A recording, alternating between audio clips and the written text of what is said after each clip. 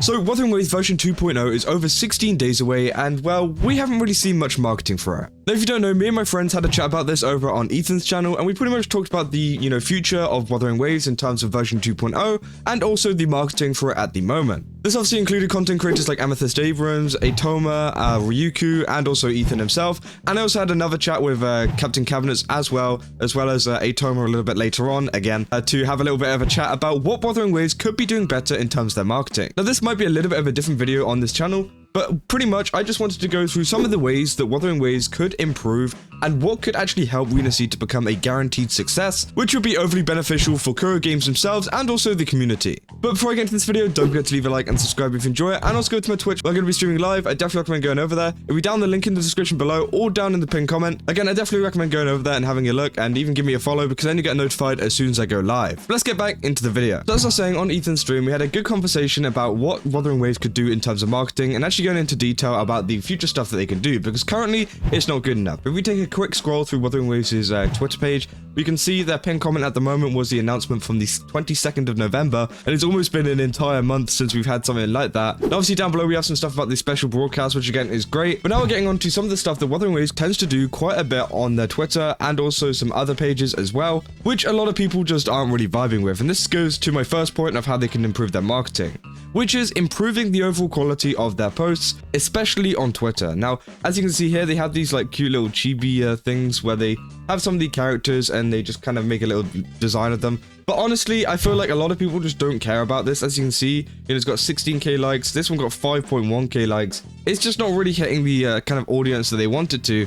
And I think that honestly, adding more meaningful posts will help the game to grow in the future and will entice fans to be engaged with the, overall medium as a whole, because they've got something a little bit more to interact with, especially during the kind of lower phases of the patches, because let's be real, Wuthering Waves does have these kind of lower patches where nothing is really going on, and what would really fill the gap in this is some actual good, meaningful advertisement which people can get excited for. And obviously this is going to really help with rinascita as well, because they could be using some of these posts to actually advertise rinascita, not saying that they need to, spill all the beans on everything that's going to happen, but they could at least have some kind of images of Carlotta, have some images of Rocha, coming up, and maybe even in their style if they want to. This is just kind of keeping us stuck in version 1.4, which just doesn't feel very good to fans, and I think a lot of the other content creators, did agree with that. Now, obviously, we go on to some of the next points is, what could they actually be doing in terms of, making better kind of advertising, because again, if we go to the Wuthering Waves YouTube, and this was also posted on their Twitter too, we had this trailer the other day called Wuthering Waves Lolo Logistics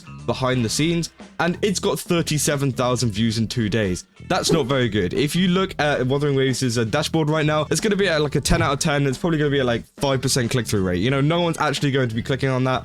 And it seems like no one really cared about this animation at all. Now, obviously, it is cool that they are making these kind of things that players can interact with, but I think players are looking for something a lot more mature, especially whenever it comes to the game, because obviously Wuthering Waves, whenever it first came out, it was kind of marketed as this mature Genshin, It was kind of marketed as that because, they have this kind of whole design where it's really dark and gloomy and everything like that. Whereas we're getting trailers like this, which are just chibi versions of characters and stuff like that, and it's just all lighthearted. Again, we're looking for kind of animated things such as, the dance that we got from Honkai Star Rail. I'll leave a clip of that if you guys don't remember what that was, between Acheron and Black Swan. That was really good, and they just need more meaningful stuff going on, which kind of brings me over to my third kind of point. It's kind of a mix of the second point as well. It's the fact that we need more animations and trailers, but also the fact that, it needs to be interesting. We need something that actually people can share about and actually get excited for, like we've seen with some of the other games, as I said. Honkai Star Rail, Xenosaga Zero, stuff like that. We don't just want a boring kind of character demo. We don't want a boring kind of animation, which makes no sense at all. No, we want something that actually kind of makes a difference and actually makes waves in the community, because again, you're not going to get noticed any other way. By doing animations like this, yes, you're kind of keeping the fan base, your current fan base, happy because, you're still uploading stuff, you're not dead. But at the same time, you're not really enticing anybody new to come over, whereas some of these kind of animations, especially from Honkai Star Rail, got millions of views and got a lot of people to come over and play the game just because they saw an amazing animation. So I do think Kuro Games need to work on that. I'm not saying that they need to, do this all the time, but it is definitely something that needs to be improved. Now, obviously, all of these points that I'm bringing up as well, it's not like this is the end of the world. I think Wuthering Waves currently is doing the bare minimum in terms of advertising. And I'm just going to go through one thing that they're doing well at the moment is actually advertising over in Korea. They're doing a lot of collabs and also a lot of IRL events, which I think they're doing really, really good at. And I think, you know, Wuthering Waves have actually got it down over in Korea and also Japan and a little bit of China as well. I don't really know what's going on in China.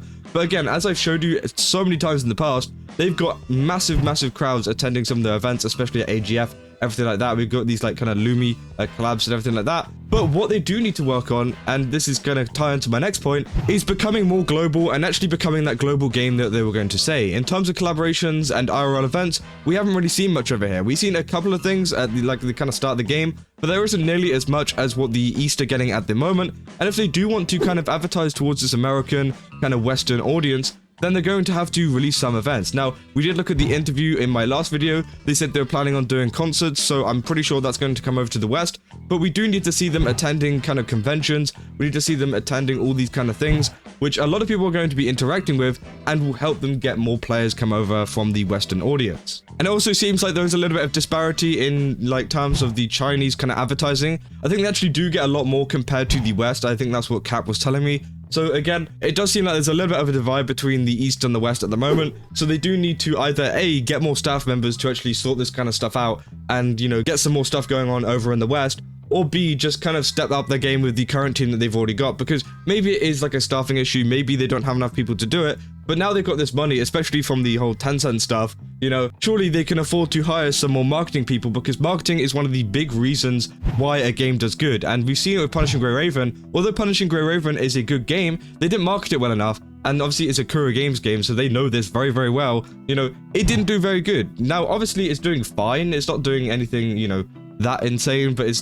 doing okay. But the game was really, really good, but it just didn't get advertised enough and marketed enough. And that's what a lot of people are worried about with Wuthering Waves, is that it's not going to get marketed enough. Now, obviously, some other stuff that they could be adding to their Twitter page or to their, you know, YouTube and everything like that, which some of the creators that I mentioned at the start also mentioned, was that, you know, they wanted more concept art teasers. For example, the world, echoes, cool art, unique art, you know, unseen stuff, which again will be really, really cool. And also with rinascita coming out, there should be more stuff kind of drip marketing it, but not just like the usual drip marketing we're used to, like the character drip marketing. Now, I do think that with the drip marketing for the characters, they need to spread it out a bit more, because they kind of gave us it all in one go, which again is really good for me as a creator, because it means I can make one video out of it and actually have everything there and not worry about like, oh god, they released another character demo day after day, I have to get up early to do this one as well. No, like that doesn't really matter in terms of me, as long as they're actually getting the kind of drip marketing down right. But honestly, I think that, you know, if they released it every day or maybe every 2 days or whatever, it would kind of build up a little bit more hype and keep it going for a long period of time. Riku actually came up with a really good kind of analogy that I really liked, which was Breaking Bad. Obviously, Breaking Bad, it got released in episodes every single week or whatever, or however often it was, and people got excited for it because they didn't know what was going to happen next, and then they would tune in to the next episode. Whereas if you give them, you know, you do the Netflix treatment or something like that, and you just drop the entire show, people are going to be less interested. Will it still be popular? Probably, but it won't be as popular as a show that is releasing every, you know, week, or in this case, you know, drip marketing that's releasing every day, because it'll keep people excited for a longer period of time, rather than just giving it to them all in one go, which I think will be a very, very big improvement for the game in general. But again, maybe they're going to release more marketing and stuff after the live stream comes out. Obviously, that's in a couple of days. It's in 4 days time, I'm pretty sure. So again, we're going to have to wait and see what kind of happens with that. And let me know down in the comments what you guys think about this. Do you think there's anything that I missed out that they could add in terms of marketing and advertising? And I just want to say, like, this isn't the end of the world. Wuthering Waves is still doing fine in terms of advertising, but currently they're at the level of like Genshin Impact Hoyoverse, where like, you know, they're doing like the advertising, but it's kind of like the bare minimum. Now, Hoyoverse can get away with this because they're a big company, but Wuthering Waves, you know, I think they do need to step it up a little bit more to kind of keep the eye-catching stuff. And even Hoyoverse releases occasionally some animated stuff and things like that to get people talking. So again, Wuthering Waves just needs to drop every now and again one meaningful video which people can get excited for, and people can, you know, really get into the world of Wuthering Waves, which will help out the company massively. It will help out the game massively. But yeah, just let me know what you think in the comments. And if you guys did enjoy this video, then don't forget to leave a like and subscribe. And also go to my Twitch. As I said, I'll be there streaming live down in the pinned comment or down in the description below. And yeah, I will see you guys in the next video. Also, thank God it's not drama this time. That's all. See ya.